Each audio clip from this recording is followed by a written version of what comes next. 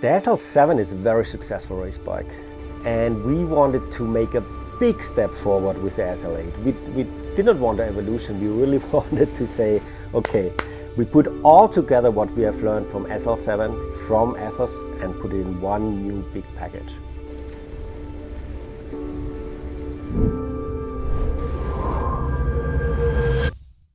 Yeah, we really challenged ourselves because we want to have it all. We said, okay, we want a bike faster than the Venge, lighter than the Athos, very comfortable, and super good ride quality, especially on the downhills. Of course, that's a dream, because if you set the mark super high, almost unreachable, then you know you can't follow traditional rules. You have to do something completely new. You have to break all the rules of today to make that come true. So our goals were really like, we wanted to best in each category of what is a quality for a race bike. We started with Ride Analytics. It's a complex software where we work with the pro teams to analyze what bike would make them faster in each race. So basically we simulate the racetracks, and then we can simulate, is a lighter bike faster, is a more aerodynamic bike faster, and then we can determine what is the perfect bike overall. So with that software we were able to exactly set the targets about how much aero do we need and how much lightweight do we need. That's the starting point. That was basically our point in the air. We say, okay, this is where the bike should end up to. As an engineer, you're always excited to get new things started. You always want to experiment new ideas and new techniques. In the end, that was a necessity for the Tarmac SL8. We didn't do that because it was fun. We did that because it was just a necessity. The conflicting targets kind of imposed a new process and forced us to work in a different manner than what we were utilizing on the Athos or on the SL7. We created this new process, and we created essentially this combination of very complex tools. So in the FEA environment, which is our virtual test lab, but also into CFD environment, which is our virtual wind tunnel, we were able to iterate much faster than if we had to create physical samples. That essentially gave us the freedom to do whatever changes were required on the frame design, but also in the layup to create the best performing machine that was precisely where the targets were set. There are a couple of things that were sort of, you say that in English, taboo, things that you don't do because nobody does. Okay, so if you go and propose this kind of modification to the manufacturer or to the older composite engineer, he will come back to you and say, no, we don't do that in this industry. And you say, why? Let's give it a try. No, takes too long. We were able to convince, skeptical people with evidences. This is the way to go. We have to do that. We have to try it. But there are a couple of very fundamental things in this bike that have not been attempted before that led us to a much higher performance, and were never attempted because nobody dared to. We have a new knowledge now. Racing is a big part of what we do at Specialized, and we're really proud of partnering with and supporting some of the best athletes in the world. Athlete input really drives us to making the bikes better and making sure that we deliver exactly what the rider is asking for. Our athletes really believe in the one bike to rule them all philosophy, yet they pushed us hard every day to make the bike that little bit faster and even lighter than before.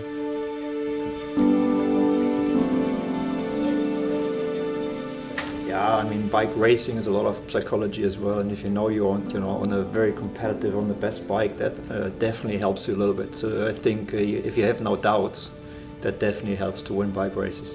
I always had the feeling that I'm like in front of my competitors when I have the fastest bike.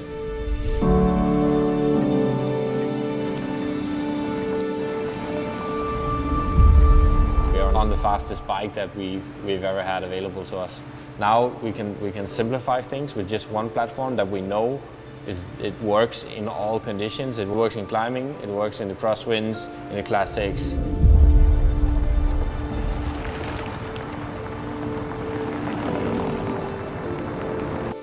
The last one was already almost perfect. I think this is even better. Again, at the speed, of course, you need to measure that in the tunnel, but it feels fast. Okay. The back it's more comfortable. I had a couple bumps on purpose, and you can really feel that it takes it better at the back. And I also have the idea that it takes it a little bit better at the front. The partnership we have with Specialized is really unique. We are so deep into the development of the product, and we have so much influence on the products. It's just good fun for me to be a part of, and I think it makes us all better. It creates better bikes and makes us faster out in the races. Yeah, some people have this idea that there's this one guy who has that idea and then makes things come true. In reality, bikes are so complex today that to make such a fantasy, like we had together this fantasy of this crazy bike, but to make it come true, you need a huge group of highly talented experts. This bike is so close to what's possible from physical boundaries, what we have, that you need the best expert in CFD. You need the best expert in aerodynamic understanding. You need the best expert in structural design. You need the best expert in FEA. You need the best expert in layup. You need a best expert to bring it all together. You need the best manufacturing. You need then the best quality control. It's like if you miss one of these links, your whole chain breaks. It's really like you need this big team, and the challenge is so high. You need these crazy guys, you know. You need like a team of crazy men and women who wake up in the morning, think about that, and how can I make that come true? Otherwise, today it's not possible to make such a crazy bike without a big team. It's an illusion. These tools, you have them in. It's pretty common in the bike industry to have CFD or FEA. I think what is unique at Specialized is that we have the ability at each step of this process to verify the predictions of the software in the wind tunnel in Morgan Hill, but also in our test lab. And the numbers that we get from the wind tunnel and the test lab were basically some further data acquisition that were validating the choices of the design team, but also of the product team, and saying, good to go, thumbs up, we're on a good path, let's continue, let's further refine the shapes, let's further refine the layup until nothing left is on the table. I feel really confident in the corners. Like the downhills feel really good. I feel safe, I feel one with the bike. And also like when I'm sprinting, I feel like that every pedal stroke is like bam, good. The bike is a combination of like super aero, super light, super fast. And every little thing, just a little bit more better. It's just again a step up, and so a nice bike. Where the wind hits the frame, we have our nose cone.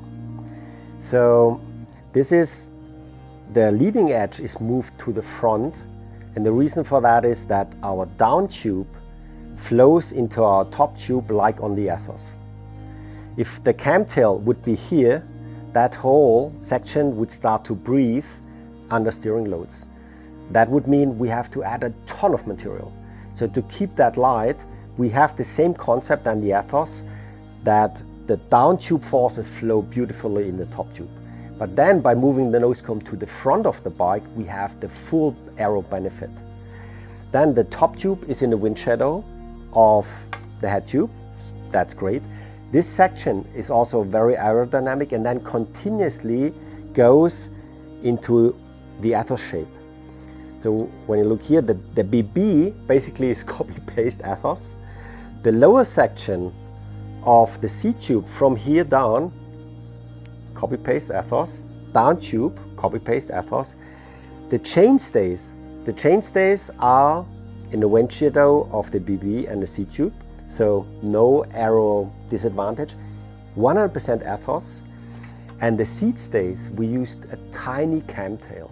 So the seat stays are super aerodynamic, and then we have our seat tube, which is a full aerodynamic profile. In comparison to SL7, we narrowed the seat tube a lot for a higher aero benefit. So also our seat post is a lot narrower. We have not that very deep section to allow a lot of comfort for such a bike.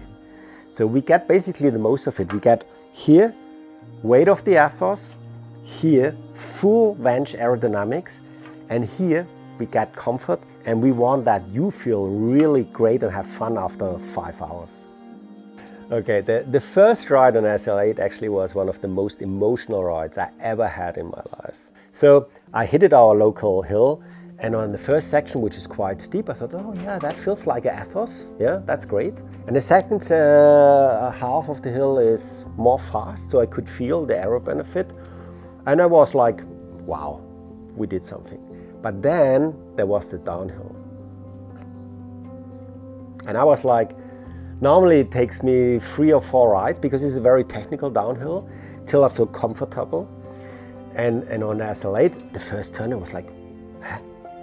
And the second turn, because normally on this turn, because it's very rough and brutal tarmac, and I have to correct in the turns, you know.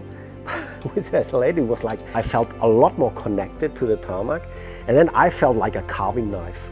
So after the third corner, I was going full speed down, and I was leaning over in turns like there's no tomorrow, and then I hit the bottom, and I started to laugh for the next 5 kilometers. I couldn't stop it.